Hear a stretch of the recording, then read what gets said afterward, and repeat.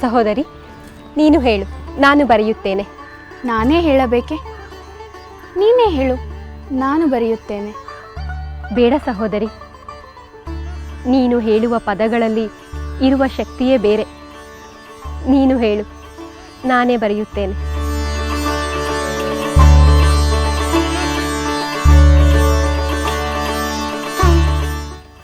ಪ್ರೀತಿಯ ಸಹೋದರಿಯೇ,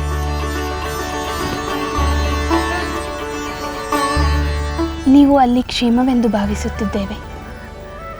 ನಾವು ಇಲ್ಲಿ ಕ್ಷೇಮವಾಗಿದ್ದೇವೆ. ನೀವು ಬರುವುದಕ್ಕಾಗಿಯೇ ನಾವು ಕಾಯುತ್ತಿದ್ದೇವೆ. ಸಹೋದರಿ ಸೀತೆ, ಸಂದೇಶ ಕಳಿಸುವ ಸಂತಸದಲ್ಲಿ ಹೊತ್ತು ಕಳೆಯದಿದ್ದೇ ತಿಳಿಲಿಲ್ಲ.